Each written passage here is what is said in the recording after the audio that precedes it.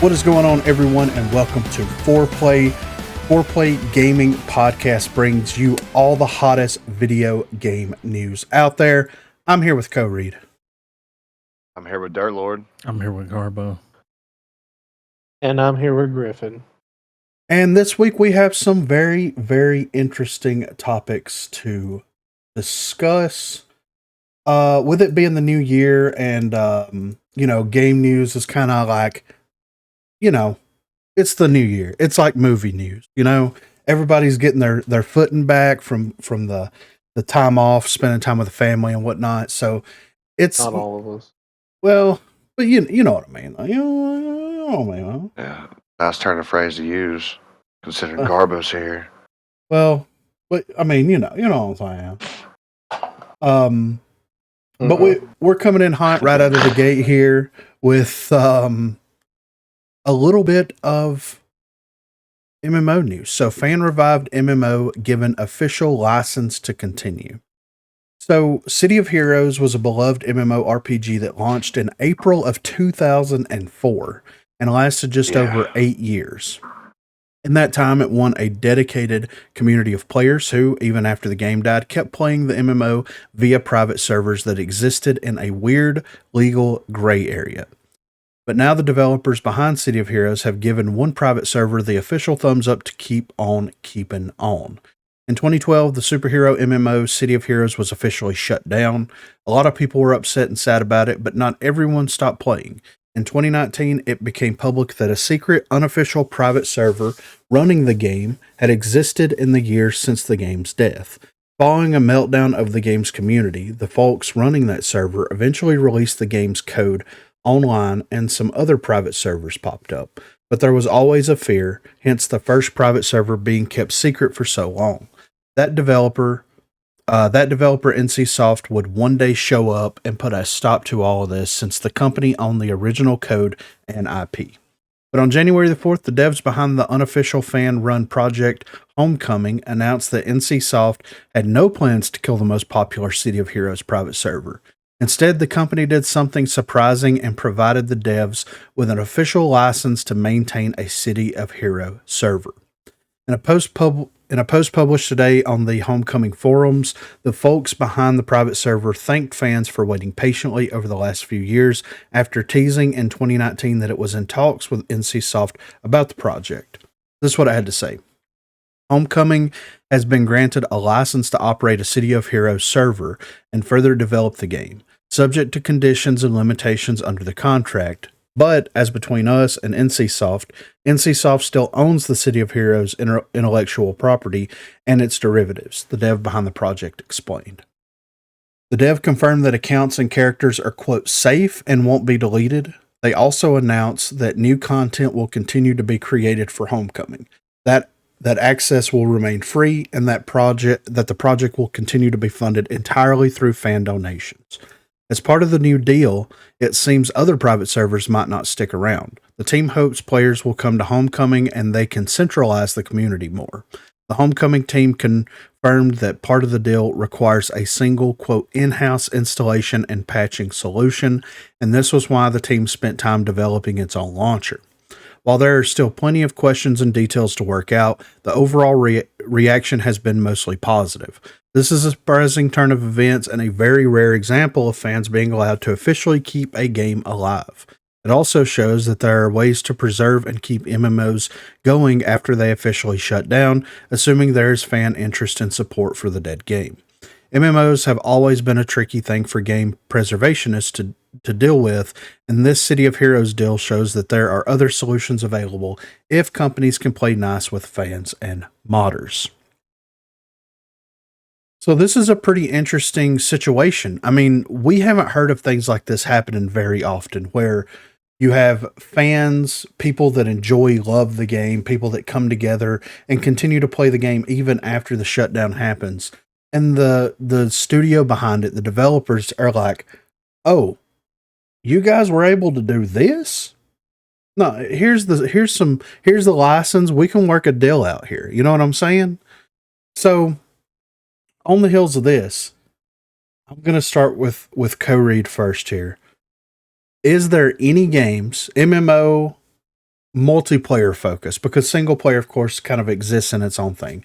But is there any games that have been shut down in the past that you would like to see the developers work with individuals and to bring it back and keep it going?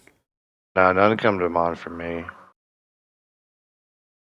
What about you, Garbo? You got any games that you'd like to see get the spark of life put back into them?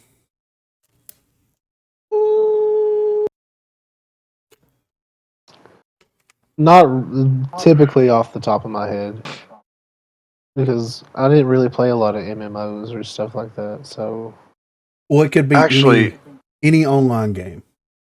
I would Or actually company. love. I'm just I kidding. would love to see them redo and revitalize Warcraft 3 and the Frozen Throne, the RTS, the last RTS they made of Warcraft. Mm-hmm. Mm-hmm. I really enjoyed it online. Okay. what about Left 4 Dead, man? Feels like an actual Left 4 Dead would be if they just revamped it. and If bring I'm it not back as mistaken, kind that of is still maybe going online. Is Yeah, it? it still works. Yeah. You can still get it on Steam and play it. Do they update it and stuff though? Is it like No, They might well, fix I think they bugs. have. that's what? That's what I they've was meaning, like maybe more updated version. Well, the community is able to mod the game. So basically Yeah. they're able to continue developing the game Oh. if they want to. But Valve has the servers going. Oh. So yeah. So like on Left 4 Dead, you can download the Minecraft mod. And as long as everybody has the Minecraft mod, everybody can hop on there and play through the Minecraft scenario. So that keeps that going. Okay. Okay. Well, I guess I'm out. Well, and I was thinking that maybe I'm not 100% certain about this, but I know that people were trying to recreate Warcraft 3 within StarCraft 2. Okay. I'm not sure if that's still a thing. I don't know if Blizzard showed up and smacked them down. But I know that there at one point people were trying to recreate the OG Warcraft 3 inside of StarCraft 2. So, but I don't understand why. Like, why haven't they released a legitimate Warcraft RTS game? It's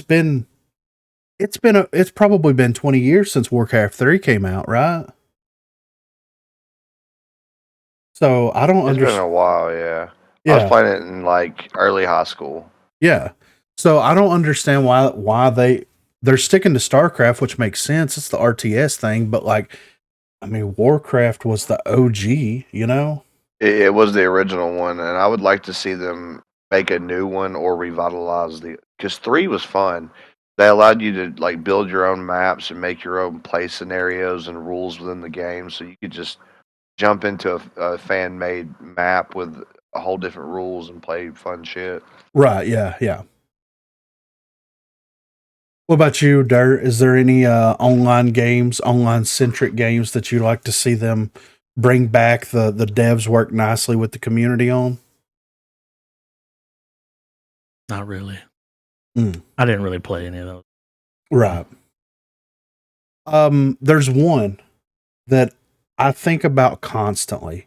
And I feel like if it was given the time of day and it was given time to cook and grow and blossom, it could have been an incredible experience, and it could be something that's still played today. Operation Raccoon City. Oh yeah, dude. It was a great third person shooter. The It was a great concept that was promised a lot more than was delivered. Exactly, and that's the problem. But the multiplayer was phenomenal. Yeah, I enjoyed it. Yeah, I think And- we ran a couple of things together. yeah. And out of all of the things that the Resident Evil series has tried to do with multiplayer, to me, that one has been the most enjoyable. Yeah, think Outbreak. Yeah, I mean they've tried several, and they even tried to build a comp scene around one of the Resident Evil multiplayer games, and it just didn't take off because it's like it's Resident Evil. Like It could be done. It Yeah. could be done. Absolutely, I agree. So, I think the I li- big. Oh, go ahead. I was gonna say I like the concept of outbreak. The idea that if you got bit, you could become a zombie and attack other players. Yeah, right. Yeah, That was a fun thought. yeah, absolutely. Yeah. The only other game that I've seen something like this actually kind of like work in favor of the community is Paragon. So Paragon released in 2015, 2016, maybe earlier than that. And it was a third person MOBA, kind of like Smite, but it's more of a hero shooter feel with MOBA elements kind of sprinkled in there. Um that game released, and then Fortnite released not long after that.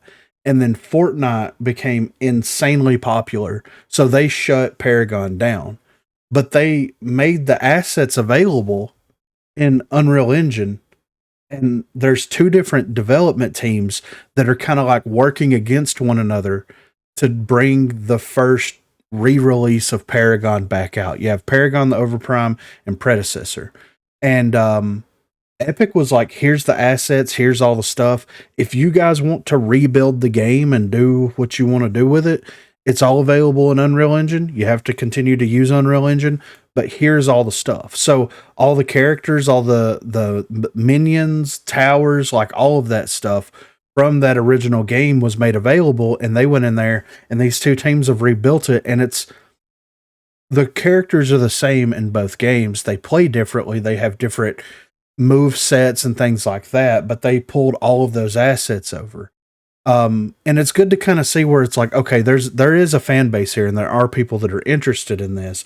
It's just we've got Fortnite over here, so we're not going to focus our attention on that any longer, you know?